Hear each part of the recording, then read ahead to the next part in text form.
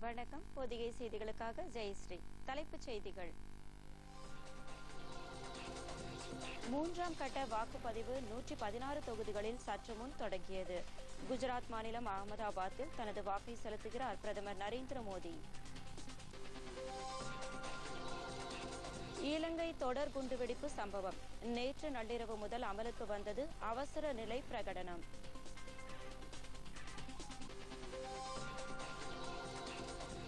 பாதுகாப்பு தளவாட உற்பத்தியில் இந்தியா தன்னிறைவு பெறுவதை காங்கிரஸ் ஒருபோதும் விரும்பவில்லை. பிரதமர் நரேந்திர மோடி குற்றச்சாட்டு.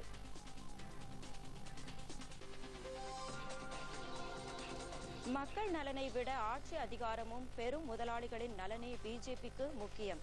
காங்கிரஸ் பொதுச் செயலாளர் பிரியங்கா காந்தி விமர்சனம். வாக்கு எண்ணும் மையத்தில் 24 மணி நேரமும் கட்சி முகவர்கள் தங்க அனுமதி. தலைமை தேர்தல் அதிகாரி சத்யபிரதா சாஹூ தகவல்.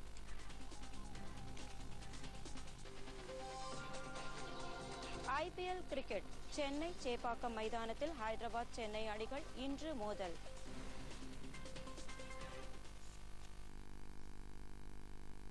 விரிவான செய்திகள். 13 மாநிலங்கள் மற்றும் 2 யூனியன் பிரதேசங்களில் உள்ள 116 மக்களவை தொகுதிகளுக்கான மூன்றாம் கட்ட வாக்குப்பதிவு சற்று முன்னர் தொடங்கி நடைபெற்று வருகிறது. இதற்கான ஏற்பாடுகள் அனைத்தும் முன்கூட்டியே விரிவாக செய்யப்பட்டுள்ளன. 13 மாநிலங்கள் மற்றும் 2 யூனியன் பிரதேசங்களில் அமைந்துள்ள 116 தொகுதிகளில் 1640 வேட்பாளர்கள் போட்டியிடுகின்றனர். இந்த தேர்தலுக்காக 2,10,000 வாக்குப்பதிவு மையங்கள் அமைக்கப்பட்டுள்ளன.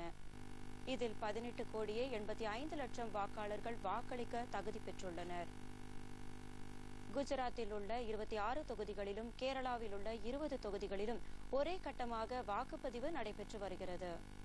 மகாராஷ்டிரா மற்றும் கர்நாடகாவில் தலா 14 தொகுதிகளிலும், உத்தரப்பிரதேசத்தில் 10 தொகுதிகளிலும், சத்தீஸ்கரில் 7 தொகுதிகளிலும், ஒடிசாவில் 6 தொகுதிகளிலும் தேர்தல் நடைபெறுகிறது. இதேபோல் பீகார் மற்றும் மேற்கு வங்க மாநிலத்தில் தலா 5 தொகுதிகளிலும், அஸ்ஸாமில் 4 தொகுதிகளிலும், கோவாவில் 2 தொகுதிகளிலும், ஜம்மு காஷ்மீர், தாத்ரா மற்றும் நகார் ஹவேலி, டாமன் டையூ மற்றும் திரிபுராவில் தலா 1 தொகுதியிலும் வாக்குப்பதிவு நடைபெற்று வருகிறது. தற்போது நடைபெற்று வரும் இந்த வாக்குப்பதிவில் கேரள மாநிலம் வயநாட்டில் காங்கிரஸ் தலைவர் ராகுல் காந்தியும், குஜராத்தின் காந்திநகர் பிஜேபி தலைவர் அமித்ஷாவும், உத்தரப்பிரதேச மாநிலம் மெயின்பூரில் சமாஜ்வாதி கட்சி தலைவர் முலாயம் சிங் யாதவும், பீகார் மாநிலம் மாதேபுரா தொகுதியில் ராஷ்டிரிய ஜனதாதள் தலைவர் சரத் யாதவ் ஆகியோர் களத்தில் உள்ளனர்.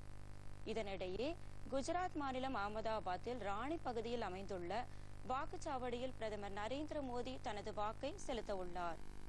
மொத்தம் 7 கட்ட வாக்குப்பதிவு நிறைவடைந்தவுடன் வாக்கு எண்ணிக்கை அடுத்த மாதம் 23ஆம் தேதி நடைபெற உள்ளது. இலங்கையில் தொடர் குண்டுவெடிப்பு காரணமாக அங்கு பதற்றமான நிலை நீடித்து வருவதால் அவசர நிலை பிரகடனப்படுத்தப்பட்டுள்ளது. நேற்று நள்ளிரவு முதல் அவசர நிலை பிரகடனப்படுத்தப்பட உள்ளதாகவும், தீவிரவாதத்தை ஒடுக்கும் முயற்சியில் சர்வதேச நாடுகள் உதவ வேண்டும் என்றும் இலங்கை கேட்டுக் கொண்டுள்ளது. இதனிடையே அந்நாட்டில் பாதுகாப்பு சூழ்நிலை குறித்து தேசிய பாதுகாப்பு கவுன்சில் கூட்டம் நேற்று நடைபெற்றது. இதன் பிறகு செய்தியாளர்களிடம் பேசிய அமைச்சர் ரஜித சேனரத்னே, சர்வதேச புலனாய்வு அமைப்புகளிடமிருந்து இந்த தீவிரவாத தாக்குதல் குறித்து தகவல்கள் திரட்டப்பட்டு வருவதாகவும் கூறினார். மேலும் இந்த சம்பவம் தொடர்பாக 24 பேர் கைது செய்யப்பட்டுள்ளதாகவும், இந்த சம்பவத்தில் இலங்கையில் செயல்படும் தேசிய தவ்ஹீத் ஜமாத் அமைப்பு பின்னணியில் இருக்கலாம் எனவும் கூறினார். மேலும் நாடு முழுவதும் பாதுகாப்பு பலப்படுத்தப்பட்டுள்ளதாகவும் அவர் தெரிவித்தார். இதனிடையே இலங்கை அதிபர் சிறிசேனாவுடன் அமெரிக்க அதிபர் டிரம்ப் தொலைபேசியில் தொடர்பு கொண்டு நிலைமைகளை கேட்டறிந்த பின்னர் இலங்கைக்கு தேவையான அனைத்து உதவிகளையும் செய்ய தயாராக இருப்பதாக தெரிவித்துள்ளார்.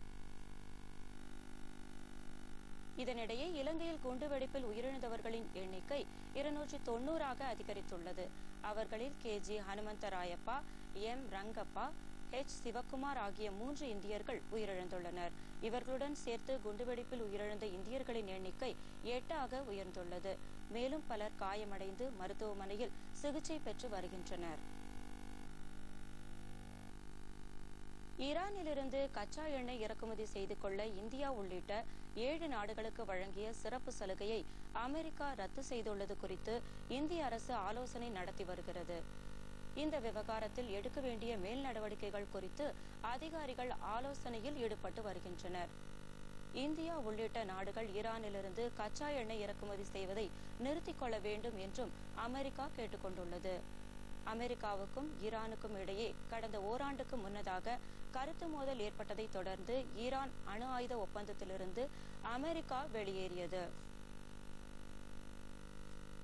மேலும் அந்நாடு மீது கடுமையான பொருளாதார தடையும் விதித்தது.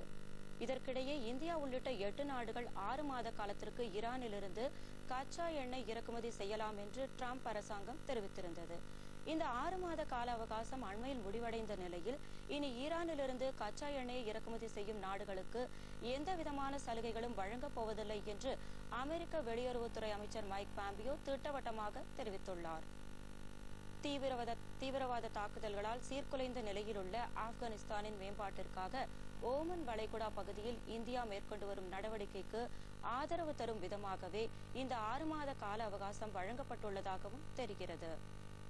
ஈரானிலிருந்து கச்சா எண்ணெய் இறக்குமதி செய்யும் நாடுகளில் இந்தியாவும் சீனாவும் மிக முக்கியமானவை என்பதாலும் டிரம்ப் அரசாங்கத்தின் நிபந்தனைகளுக்கு இந்த இரு நாடுகளும் ஒத்துழைப்பு வழங்காத பட்சத்தில் இரு நாட்டு நல்லுறவில் சிக்கல் ஏற்படக்கூடும் என்ற அச்சமும் எழுந்துள்ளது.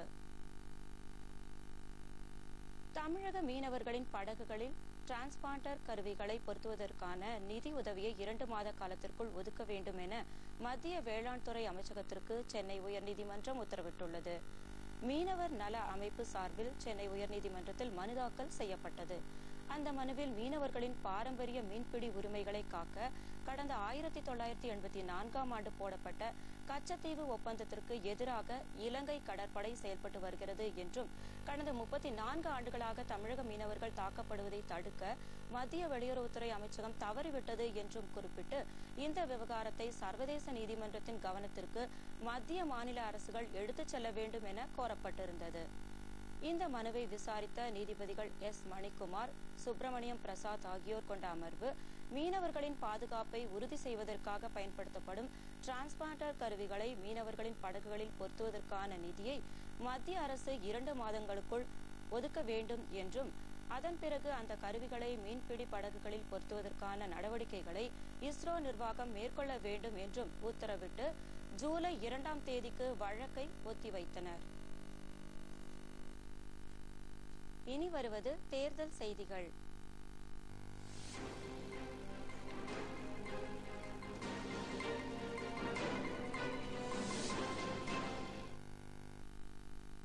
பாதுகாப்பு தளவாட உற்பத்தியில் இந்தியா தன்னிறைவு பெறுவதை காங்கிரஸ் ஒருபோதும் விரும்பவில்லை என பிரதமர் நரேந்திர மோடி குற்றம் சாட்டியுள்ளார். ராஜஸ்தான் மாநிலம் ஜோத்பூரில் நடைபெற்ற தேர்தல் பிரச்சாரத்தில் பேசிய பிரதமர், இந்தியா சுதந்திரம் அடைந்தது முதல் காங்கிரஸ் தொடர்ந்து ஆட்சி செய்து வந்த நிலையில் பாதுகாப்பு துறைக்கு தேவையான தளவாடங்களை உள்நாட்டில் தயாரிப்பதற்கு அனுமதிக்கவில்லை என்று குற்றம் சாட்டினார்.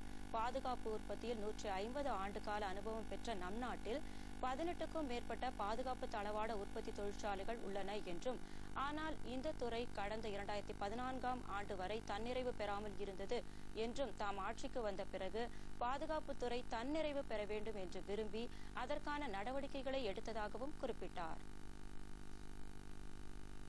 பிஜேபி மீண்டும் ஆட்சிக்கு வந்தால் ஜம்மு காஷ்மீரில் அமலில் உள்ள 370 பிரிவு சிறப்பு அந்தஸ்து ரத்து செய்யப்பட்டு தேசிய குடியுரிமை பதிவேடு நாடு முழுவதும் கொண்டுவரப்படும் என பிஜேபி தலைவர் அமித் ஷா கூறியுள்ளார்.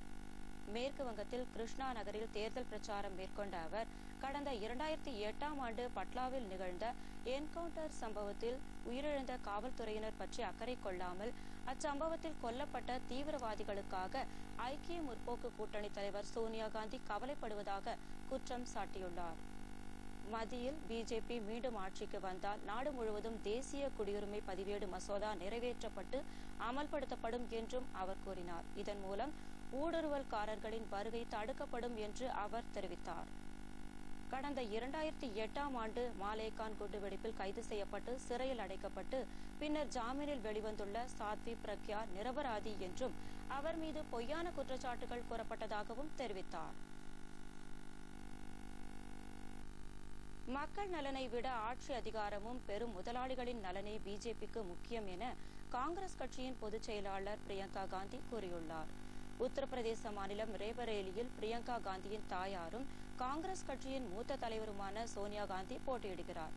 அவருக்கு ஆதரவாக அப்பகுதியில் பிரச்சாரம் மேற்கொண்ட பிரியங்கா காந்தி கடந்த 2014ஆம் ஆண்டு அளித்த தேர்தல் வாக்குறுதிகளை பிஜேபி நிறைவேற்றாமல் தற்போது பொய்யான வாக்குறுதிகளை அளித்து வருவதாக குற்றம் சாட்டினார். பண மதிப்பிழப்பு மற்றும் ஜிஎஸ்டி அமலாக்கம் காரணமாக பல கோடி மக்கள் தங்கள் வருவாயை இழந்து வேலைவாய்ப்பின்றி தவிப்பதாகவும் அவர் கூறினார். தில்லியில் உள்ள 7 மக்களவை தொகுதிகளுக்கான வேட்பாளரை காங்கிரஸ் கட்சி அறிவித்துள்ளது. அதில் 3 முறை தில்லி முதலமைச்சராக இருந்த ஷீலா தீட்சித் வடகிழக்கு தில்லி தொகுதியிலும், முன்னாள் மத்திய அமைச்சர் அஜய் மக்கான் புதுதில்லி தொகுதியிலும், ஒலிம்பிக் போட்டியில் குத்துச்சண்டை பிரிவில் வெண்கலப் பதக்கம் வென்ற விஜயேந்தர் சிங் தெற்கு தில்லி தொகுதியிலும் போட்டியிடுவார்கள் என அறிவிக்கப்பட்டுள்ளது. அதேபோன்று சாந்தினி சவுக் தொகுதியில் ஜே.பி. அகர்வாலும், கிழக்கு தில்லி தொகுதியில் அரவிந்தர் சிங்கும், வடமேற்கு தில்லி தொகுதியில் ராஜேஷ் லிலோத்தியாவும், மேற்கு தில்லி தொகுதியில் மக்பல் மிஸ்ராவும் போட்டியிடுவார்கள் என அறிவிக்கப்பட்டுள்ளது. காங்கிரஸ் கட்சி தனது வேட்பாளர்களை அறிவித்ததன் மூலம் தில்லியில் ஆம் ஆத்மி கட்சியுடன் கூட்டணி வைத்து போட்டியிடலாம் என்ற கருத்து தற்போது முடிவுக்கு வந்துள்ளது. இதனிடையே தில்லியில் உள்ள 7 மக்களவை தொகுதிகளில் 6 மக்களவை தொகுதிகளுக்கு பிஜேபி தனது வேட்பாளர்களை அறிவித்துள்ளது. அதன்படி தில்லி கிழக்கு தொகுதியில் பிஜேபி சார்பில் கிரிக்கெட் வீரர் கௌதம் காம்பீர் போட்டியிடுவதற்காக தனது வேட்புமனுவை நேற்று தாக்கல் செய்தார். இந்த தொகுதியில் மகேஷ் கிரி போட்டியிடுவார் என ஏற்கனவே அறிவிக்கப்பட்டுள்ள நிலையில் தற்போது கௌதம் காம்பீர் போட்டியிடுவார் என அறிவிக்கப்பட்டுள்ளது. இதேபோன்று புதுதில்லி தொகுதியில் பிஜேபி சார்பில் அக்கட்சியின் செய்தி தொடர்பாளர் மீனாட்சி லேகி போட்டியிடுவார் என அறிவிக்கப்பட்டுள்ளது. எனினும் வடமேற்கு தில்லி தொகுதிக்கு அக்கட்சி சார்பில் இதுவரை வேட்பாளர் பெயர் அறிவிக்கப்படவில்லை. பிரதமர் நரேந்திர மோடி தேர்தல் நடத்தை விதிகளை மீறி பாதுகாப்பு படையினரை தேர்தல் பிரச்சாரத்தில் பயன்படுத்துவதால் அவர் மீது நடவடிக்கை எடுக்க வேண்டும் என மார்க்சிஸ்ட் கம்யூனிஸ்ட் கட்சி தேர்தல் ஆணையத்தை வலியுறுத்தியுள்ளது. இதுகுறித்து அக்கட்சியின் பொதுச் செயலாளர் சீதாராம் யெச்சூரி தலைமை தேர்தல் ஆணையர் சுனில் அரோராவுக்கு எழுதியுள்ள மனுவில் கடந்த ஞாயிற்றுக்கிழமை குஜராத்தில் நடைபெற்ற தேர்தல் பிரச்சாரத்தின் போது ராணுவம் உள்ளிட்ட பாதுகாப்பு படையினரை பிரச்சாரத்திற்காக குறிப்பிட்டு பேசியதாகவும் இது தேர்தல் ஆணையம் வரையறுத்துள்ள விதிகளை மீறும் செயல் என்றும் குறிப்பிட்டுள்ளார். இந்நிலையில் ஒடிசா மாநிலத்தில் நடைபெற்ற தேர்தல் பிரச்சாரத்தின் போது தங்கள் கட்சித் தலைவரை அவதூறாக பேசியது குறித்து பிரதமர் நரேந்திர மோடி மீது நடவடிக்கை எடுக்க காங்கிரஸ் கட்சி தேர்தல் ஆணையத்திடம் மனு அளித்துள்ளது. முன்னாள் கிரிக்கெட் வீரரும் பஞ்சாப் மாநில அமைச்சருமான நவ்ஜோத் சிங் சித்து பீகாரில் மேற்கொண்ட தேர்தல் பிரச்சாரத்தின் போது இஸ்லாமியர்களுக்கு எதிரான சில சர்ச்சைக்குரிய கருத்துக்களை பேசியதால் அவர் தேர்தல் பிரச்சாரம் மேற்கொள்ள தேர்தல் ஆணையம் தடை விதித்துள்ளது. இது தொடர்பாக அவர் மீது தேர்தல் ஆணையத்திடம் புகார் அளிக்கப்பட்ட நிலையில் இந்த நடவடிக்கை எடுக்கப்பட்டுள்ளது. நவ்ஜோத் சிங் சித்து இன்று காலை 10 மணி முதல் 72 மணி நேரம் பிரச்சாரம் மேற்கொள்ளவும், பொதுக்கூட்டங்களில் பேசவும், பேரணி நடத்தவும், ஊடகங்களுக்கு பேட்டி கொடுக்கவும் தேர்தல் ஆணையம் தடை விதித்துள்ளது. மத்திய பிரதேச மாநிலம் போபால் மக்களவை தொகுதியில் பிஜேபி சார்பில் போட்டியிடும் சாத்வி பிரக்யா சிங் தாக்கூர் கடந்த 1992ஆம் ஆண்டு நடைபெற்ற பாபர் மசூதி இடிப்பு சம்பவத்தில் பங்கேற்றதில் தாம் பெருமை கொள்வதாக சர்ச்சைக்குரிய வகையில் கருத்து வெளியிட்டதை அடுத்து அவர் மீது குற்ற வழக்கு பதிவு செய்ய அம்மாநில காவல்துறைக்கு தேர்தல் ஆணையம் உத்தரவிட்டுள்ளது. கடந்த 2008ஆம் ஆண்டு நடைபெற்ற மாலேகான் குண்டுவெடிப்பு சம்பவத்தில் குற்றம் சாட்டப்பட்டு சிறை தண்டனை அனுபவித்து வந்த அவர் தற்போது ஜாமீனில் வெளிவந்துள்ளார். இவர் மக்களவைத் தேர்தலில் போட்டியிட மனு தாக்கல் செய்துள்ள நிலையில் தனியார் தொலைக்காட்சிக்கு அளித்த பேட்டியில் பாபர் மசூதி இடிப்பு சம்பவம் குறித்து சர்ச்சைக்குரிய கருத்து வெளியிட்டிருந்தார். இந்த விவகாரம் குறித்து விளக்கம் கேட்டு அவருக்கு தேர்தல் ஆணையம் நோட்டீஸ் அனுப்பியுள்ள நிலையில் சாத்வி மீது முதல் தகவல் அறிக்கை பதிவு செய்ய போபால் காவல்துறைக்கு தேர்தல் ஆணையம் உத்தரவிட்டுள்ளது. தமிழகத்தில் காலியாக உள்ள 4 சட்டப்பேரவை தொகுதிகளுக்கான இடைத்தேர்தலில் அம்மா மக்கள் முன்னேற்ற கழகம் சார்பில் போட்டியிடும் வேட்பாளர்களின் பெயர்களை அக்கட்சி அறிவித்துள்ளது. அதன்படி சூலூர் தொகுதியில் கே. சுகுமாரும், அரவக்குறிச்சியில் பி.எச். சாகுல் அமீதும், திருப்பரங்குன்றத்தில் ஐ. மகேந்திரனும், ஒட்டப்பிடாரம் தொகுதியில் ஆர். சுந்தர்ராஜும் போட்டியிடுவார்கள் என அக்கட்சி அறிவித்துள்ளது. இந்த 4 பேரில் மகேந்திரன், சுந்தர்ராஜ் ஆகியோர் முன்னாள் சட்டமன்ற உறுப்பினர்களாகவும் கே. சுகுமார் முன்னாள் எம்பியாகவும் இருந்துள்ளனர் என்பது குறிப்பிடத்தக்கது. வாக்கு எண்ணும் மையங்களில் அரசியல் கட்சிகளின் பிரமுகர்கள் 24 மணி நேரமும் தங்கலாம் என மாநில தலைமை தேர்தல் அதிகாரி சத்யபிரதா சாஹூ கூறியுள்ளார். சென்னை தலைமை செயலகத்தில் செய்தியாளர்களிடம் பேசிய அவர், மதுரையில் உள்ள வாக்கு எண்ணும் மையத்தில் பெண் வட்டாட்சியர் ஒருவர் நுழைந்த சம்பவத்தை அடுத்து பல்வேறு அரசியல் கட்சியினர் புகார் அளித்ததன் பேரில் வாக்கு எண்ணும் மையங்களில் கட்சி பிரமுகர்கள் பாதுகாப்பு கண்காணிப்பு பணியில் ஈடுபட அனுமதிக்கப்படுவதாக தெரிவித்தார். மேலும் சிதம்பரம் மக்களவை தொகுதிக்கு உட்பட்ட பொன்பரப்பி கிராமத்தில் நடந்த சம்பவம் தொடர்பாக மாவட்ட தேர்தல் அதிகாரி அறிக்கை அளிக்க உத்தரவிடப்பட்டுள்ளதாகவும் அவர் கூறினார். இதனிடையே மதுரை மக்களவை தொகுதிக்கான வாக்கு எண்ணும் மையத்தில் பெண் வட்டாட்சியர் மற்றும் அலுவலர்கள் நுழைந்த விவகாரம் தொடர்பாக அந்த தொகுதியில் போட்டியிடும் வேட்பாளர்கள் மற்றும் அரசியல் கட்சியினர் பெறப்படும் புகார்கள், கருத்துக்களை கேட்ட பின்னர் விசாரணை அறிக்கை விரைவில் வெளியிடப்படும் என தமிழக கூடுதல் தலைமை தேர்தல் அதிகாரி எம். பாலாஜி கூறியுள்ளார். வாக்கு எண்ணும் மையத்தில் வட்டாட்சியர் உள்ளிட்டோர் நுழைந்த விவகாரம் தொடர்பாக நேற்று நேரில் ஆய்வு செய்த பின் செய்தியாளர்களிடம் பேசிய அவர், மதுரை மருத்துவக் கல்லூரியில் அமைக்கப்பட்டுள்ள வாக்கு எண்ணும் மையம் முழுமையாக ஆய்வு செய்யப்பட்டுள்ளது என்றும், கடந்த சனிக்கிழமை நடைபெற்ற சம்பவத்திற்கு பிறகு வாக்கு எண்ணும் மையத்தின் பாதுகாப்பு மேலும் பலப்படுத்தப்பட்டுள்ளது என்றும் கூறினார். வட்டாட்சியர் உள்ளிட்டோர் நுழைந்த சம்பவத்திற்கு காரணமான அதிகாரிகள், அலுவலர்கள் மற்றும் அனைத்து துறை அதிகாரிகளிடமும் விசாரணை நடத்தப்பட உள்ளது என்றும், இந்த விசாரணை அறிக்கை விரைவில் தலைமை தேர்தல் அதிகாரி மற்றும் தலைமை தேர்தல் ஆணையத்திடம் சமர்ப்பிக்கப்படும் என்றும் அவர் கூறினார். புதுச்சேரியில் வாக்குப்பதிவு இயந்திரங்கள் வைக்கப்பட்டுள்ள இடங்களுக்கு சென்று பாதுகாப்பு ஏற்பாடுகள் குறித்து மாவட்ட ஆட்சியர் அருண் நேரில் சென்று ஆய்வு மேற்கொண்டார். புதுச்சேரி மக்களவை தொகுதி மற்றும் தட்டாஞ்சாவடி இடைத்தேர்தலில் பயன்படுத்தப்பட்ட வாக்குப்பதிவு இயந்திரங்கள் வாக்குப்பதிவு எண்ணும் இடங்களில் மிகுந்த பாதுகாப்புடன் வைக்கப்பட்டுள்ளன. இந்த மின்னணு இயந்திரங்கள் வைக்கப்பட்டுள்ள லாஸ்பேட்டை மகளிர் தொழில்நுட்ப கல்லூரி மற்றும் மோதிலால் ஆண்கள் தொழில்நுட்ப கல்லூரியில் 24 மணி நேரமும் 300க்கும் மேற்பட்ட காவலர்கள் குவிக்கப்பட்டு தீவிர கண்காணிப்பில் ஈடுபட்டுள்ளனர். இந்நிலையில் இங்குள்ள பாதுகாப்பு ஏற்பாடுகள் குறித்து மாவட்ட ஆட்சியரும் தேர்தல் அதிகாரியுமான அருண் சோதனை மேற்கொண்டார். அப்போது பேசிய அவர், 3 அடுக்கு பாதுகாப்பு போடப்பட்டுள்ளதாகவும், வேட்பாளர்கள் மற்றும் முகவர்கள் எப்போது வேண்டுமானாலும் இந்த இடங்களை பார்வையிடலாம் என்றும் தெரிவித்தார். அடுத்து சில முக்கிய செய்திகளை விரைவு செய்திகளாக பார்ப்போம்.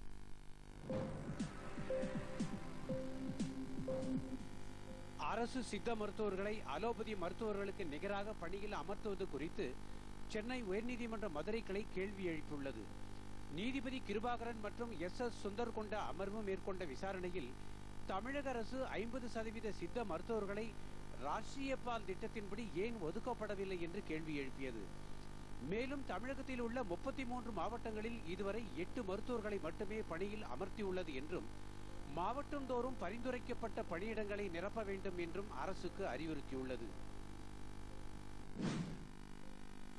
கிருஷ்ணகிரி, ஓசூர் மற்றும் அதன் சுற்றுப்பகுதியில் 1 மணி நேரத்திற்கும் மேலாக பெய்த மழையால் பொதுமக்களும் விவசாயிகளும் மகிழ்ச்சி அடைந்தனர். கடந்த சில நாட்களாக வெயில் சுட்டெரித்து வந்த நிலையில் நேற்று இரவு ஓசூர் மற்றும் அதன் சுற்றுப்புற பகுதிகளில் கனத்த மழை பெய்தது. தொடர்ந்து 1 மணி நேரத்திற்கு மேலாக பெய்த மழையால் நகரில் சாலைகளில் மழைநீர் பெருக்கெடுத்து ஓடியது. ஒரு சில இடங்களில் மழைநீர் தேங்கியதால் வாகன ஓட்டிகளும் பொதுமக்களும் அவதியுற்றனர். இந்த மழையால் மா உற்பத்தி தொடங்கும் என்று விவசாயிகள் மகிழ்ச்சி தெரிவித்தனர்.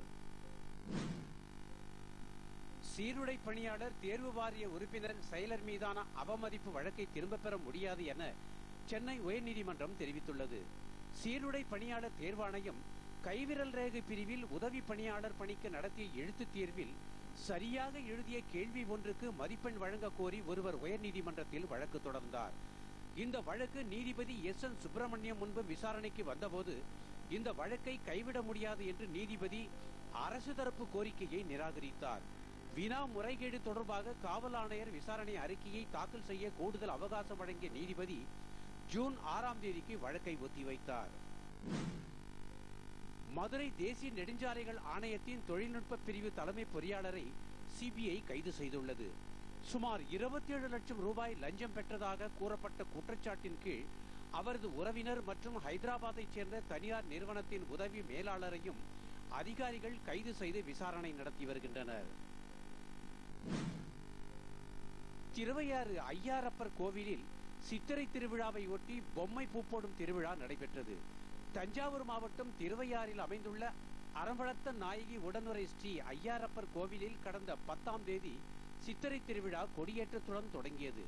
இந்த விழாவின் முக்கிய நிகழ்வான வெட்டிவேர் பல்லக்கில் எழுந்தருளி திருவையாற்றை சுற்றியுள்ள திருச்சோற்றுத்துறை, திருவேதிக்குடி, திருக்கண்டியூர், திருப்பூந்துருத்தி ஆகிய தலங்களுக்கு சென்று அங்குள்ள சுவாமிகளை அழைத்துக் கொண்டு திருவையாறு காவிரி கரையில் எழுந்தருளி பக்தர்களுக்கு காட்சியளித்தார். பின்னர் நடைபெற்ற பொம்மை பூ போடும் நிகழ்ச்சியில் தமிழகத்தின் பல்வேறு மாவட்டங்களில் இருந்தும் திரளான பக்தர்கள் கலந்து கொண்டு சுவாமி தரிசனம் செய்தனர்.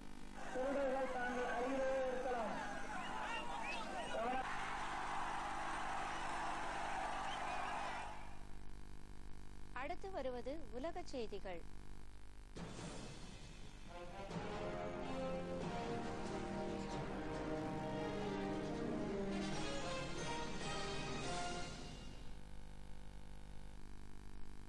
ஈரானிலிருந்து எண்ணெய் இறக்குமதி செய்வதற்கு இந்தியா, சீனா உள்ளிட்ட நாடுகளுக்கு அமெரிக்கா தடை விதிக்கப்பட்டுள்ளதை அடுத்து சர்வதேச அளவில் ஏற்படும் கச்சா எண்ணெய் தேவையை சவுதி அரேபியா நிறைவு செய்யும் என அந்நாட்டு எரிபொருள் துறை அமைச்சர் தெரிவித்துள்ளார். ஈரானிலிருந்து எண்ணெய் இறக்குமதி செய்வதற்கு இந்தியா உள்ளிட்ட 8 நாடுகளுக்கு தளர்த்தப்பட்டிருந்த விதிமுறைகளை அமெரிக்கா விலக்கிக் கொள்ளப்பட்டதை அடுத்து இந்த நாடுகளில் ஈரான் கச்சா எண்ணெயை பயன்படுத்தாத நிலை ஏற்பட்டுள்ளது. இந்த நிலையில் ஈரானுக்கான தடையை கருத்தில் கொண்டு சர்வதேச அளவில் ஏற்பட்டுள்ள கச்சா எண்ணெய் பிரச்சினையை கண்காணித்து வருவதாகவும் அதற்கான தீர்வை சவுதி அரேபியா வழங்கும் என்றும் அந்நாட்டு எரிபொருள் துறை அமைச்சர் கலீத் அல் ஃபலி தெரிவித்துள்ளார்.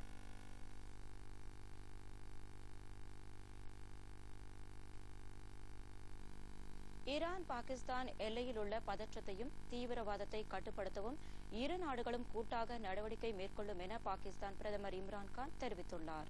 பாகிஸ்தான் பிரதமர் இம்ரான்கான் 2 நாள் சுற்றுப்பயணமாக ஈரான் சென்றுள்ளார். அங்கு தலைநகர் டெஹ்ரான் அதிபர் ரஹ்வானியுடன் இரு நாடுகள் உறவுகள் குறித்து பேச்சுவார்த்தை நடத்தினார்.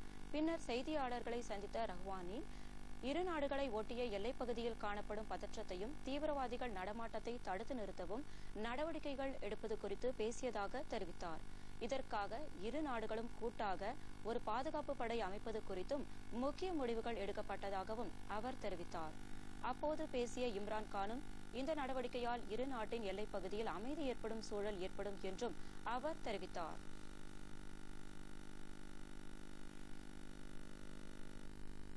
ரஷ்ய அதிபர் விளாடிமிர் புட்டினை சந்தித்து விரைவில் வடகொரிய அதிபர் பேச்சுவார்த்தை நடத்துவார் என வடகொரியா தெரிவித்துள்ளது. அணு ஆயுதத்தை பயன்படுத்துவது குறித்து அமெரிக்க அதிபர் டொனால்டு டிரம்பும் வடகொரிய அதிபர் கிம் ஜாங் உன்னும் நடத்திய 2 கட்ட பேச்சுவார்த்தைகள் தோல்வியில் முடிவடைந்தது. இந்நிலையில் கடந்த வாரம் ராக்கெட் ஏவுகணை ஒன்றை வடகொரியா சோதித்து பார்த்துள்ளது. இதற்கு அமெரிக்கா கண்டனம் தெரிவித்துள்ளது. தற்போது ரஷ்ய அதிபர் புட்டினை சந்தித்து முதல்கட்ட பேச்சுவார்த்தை நடத்த திட்டமிட்டுள்ளதை வடகொரியா உறுதி செய்துள்ளது.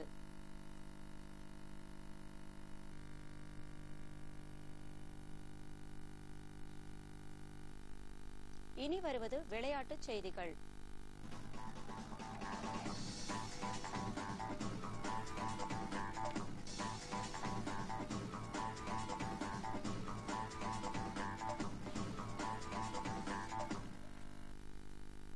ஆசிய தடகள சாம்பியன்ஷிப் போட்டியில் 2வது நாளான நேற்று மகளிருக்கான 800 மீட்டர் ஓட்டப்பந்தயத்தில் தமிழகத்தின் கோமதி மாரியப்பன் தங்கம் வென்று சாதனை படைத்துள்ளார். இவர் பந்தய தூரத்தை 2 நிமிடம் 70 நொடியில் கடந்து தங்கம் வென்றார். இந்த போட்டித் தொடரில் இந்தியா பெறும் முதல் தங்கம் இதுவாகும்.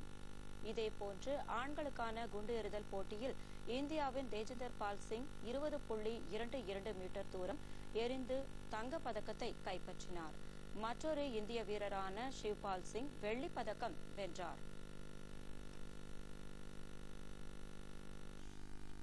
தென்மண்டல அளவிலான ஆடவர் ஹாக்கி போட்டி தொடர் சென்னையில் நேற்று தொடங்கியது. சென்னை எழும்பூர் ராதாகிருஷ்ணன் மைதானத்தில் தொடங்கிய இந்த போட்டித் தொடரில் தமிழ்நாடு, கர்நாடகா, ஆந்திரா, புதுச்சேரி உள்ளிட்ட பகுதிகளிலிருந்து 12 அணிகள் பங்கேற்றுள்ளன. இந்த 12 அணிகளும் 4 பிரிவுகளில் தலா 3 அணிகளாக பிரிக்கப்பட்டு லீக் போட்டிகளில் மோத உள்ளன. புள்ளிப்பட்டியலில் முதல் 2 இடங்களை பிடிக்கும் அணி காலிறுதிக்கு சுற்றுக்கு முன்னேறும். நேற்று நடைபெற்ற முதல் போட்டியில் செயின்ட் பால் கிளப் தமிழ்நாடு விளையாட்டு மேம்பாட்டு அணியுடன் விளையாடியது. இதில் தமிழ்நாடு விளையாட்டு மேம்பாட்டு வாரியம் அபி 5-1 என்ற கோல்கள் கணக்கில் வெற்றி பெற்று காலிறுதி வாய்ப்பை பிரகாசப்படுத்தியது. இனி வருவது வானிலை.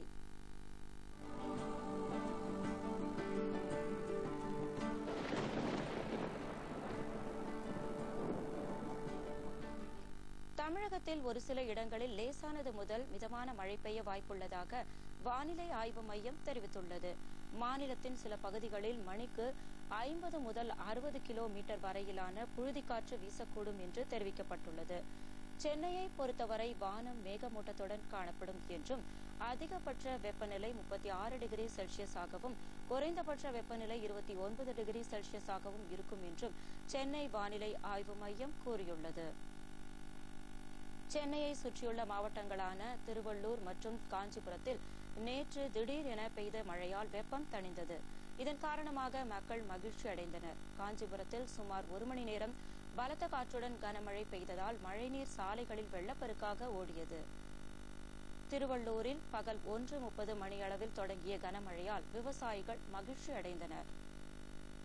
திருவண்ணாமலை மற்றும் அதன் சுற்றுவட்டார பகுதிகளில் நேற்று மாலை 5 மணிக்கு பலத்த காற்றுடன் மழை பெய்ய தொடங்கியது. சுமார் அரை மணி நேரத்திற்கும் மேலாக இடியுடன் கூடிய கனமழை பெய்ததால் அப்பகுதியில் வெப்பம் தணிந்து குளிர்ச்சி நிலவியது. இனி பல்வேறு பகுதிகளில் நடைபெற்ற சில நிகழ்ச்சிகளின் தொகுப்பு.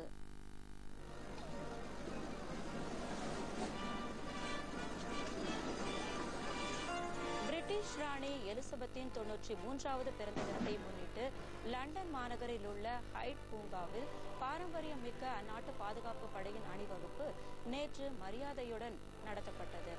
ராணிக்கு அளிக்கும் மரியாதை நிமித்தமான இந்த அணிவகுப்பில் குதிரைப்படை, பீரங்கிகள் அணிவகுப்பு போன்றவை நடத்தப்பட்டன.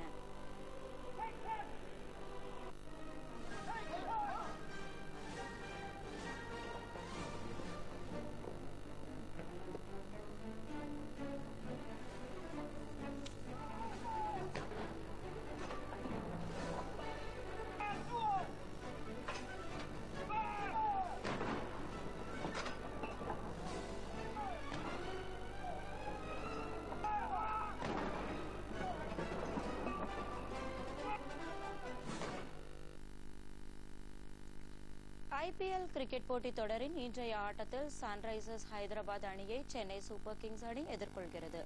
சென்னை சேப்பாக்கத்தில் உள்ள MA சிதம்பரம் மைதானத்தில் இரவு 8 மணிக்கு ஆட்டம் நடைபெறுகிறது. முன்னதாக ராஜஸ்தான் மாநிலம் ஜெய்ப்பூரில் நேற்றிரவு நடைபெற்ற ஆட்டத்தில் தில்லி கேபிட்டல்ஸ் அணி ராஜஸ்தான் ராயல்ஸ் அணியை 6 விக்கெட் வித்தியாசத்தில் வீழ்த்தி வெற்றி பெற்றது. முதலில் டாஸ் வென்ற தில்லி அணி பந்து வீச தீர்மானித்தது. அதன்படி களமிறங்கிய ராஜஸ்தான் அணி நிர்ணயிக்கப்பட்ட 20 ஓவர்களில் 6 விக்கெட்டுகளை இழந்து 191 ரன் எடுத்தது. அந்த அணியின் அஜீம் சிங் ரஹானே 63 பந்துகளில் 11 பவுண்டரி, 6 சிக்சர்களுடன் 105 ரன் எடுத்து ஆட்டமிழக்காமல் இருந்தார். பின்னர் 192 ரன் வெற்றி இலக்குடன் களமிறங்கிய இந்திய அணி 19.2 ஓவர்களில் 4 விக்கெட்டுகளை இழந்து 193 ரன் எடுத்து 6 விக்கெட் வித்தியாசத்தில் வெற்றி பெற்றது.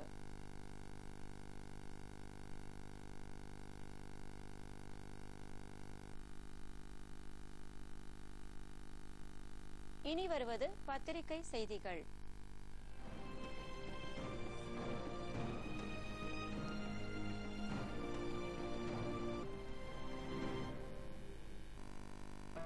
இலங்கையில் தொடர் குண்டுவெடிப்பு எதிரொலியாக அன்னை வேளாங்கண்ணி பேராலயத்தில் 3 அடுக்கு போலீஸ் பாதுகாப்பு.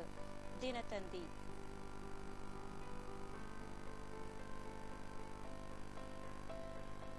தமிழக அரசின் எம்ஜிஆர் திரைப்படம் மற்றும் தொலைக்காட்சி பயிற்சி நிறுவனத்தில் இளங்கலை காட்சிக்கலை படிப்புகளுக்கு மாணவர்கள் விண்ணப்பிக்கலாம். தமிழக அரசு அறிவிப்பு. தினமணி.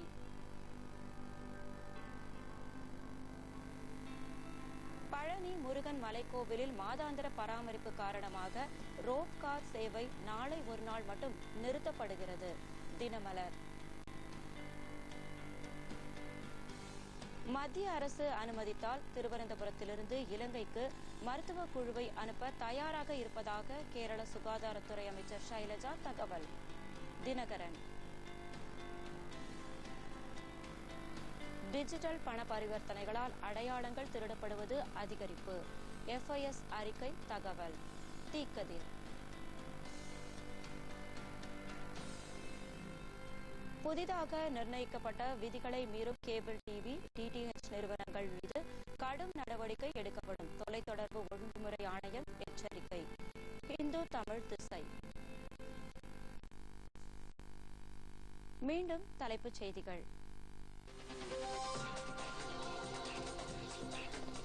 மூன்றாம் கட்ட வாக்குப்பதிவு 116 தொகுதிகளில் சற்று முன்னர் தொடங்கியது. குஜராத் மாநிலம் அகமதாபாத்தில் தனது வாக்கை செலுத்துகிறார் பிரதமர் நரேந்திர மோடி. இலங்கை தொடர் குண்டுவெடிப்பு சம்பவம் நேற்று நள்ளிரவு முதல் அமலுக்கு வந்தது அவசர நிலை பிரகடனம்.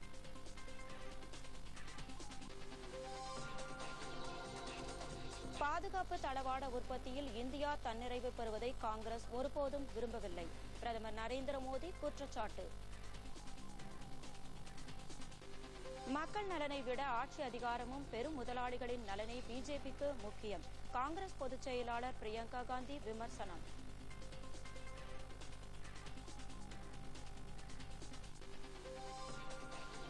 வாக்கு எண்ணும் மையத்தில் 24 மணி நேரமும் கட்சி முகவர்கள் தங்க அனுமதி. தலைமை தேர்தல் அதிகாரி சத்யபிரதா சாஹூ தகவல்.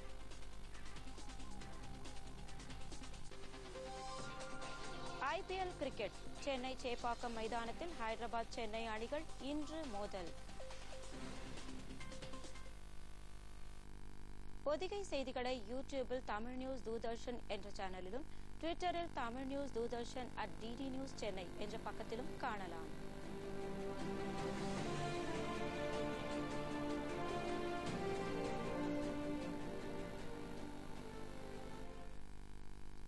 இத்துடன் இந்த செய்தி அறிக்கை நிறைவு பெற்றது. எமது அடுத்த செய்தி அறிக்கை நண்பகல் 12 மணிக்கு. வணக்கம்.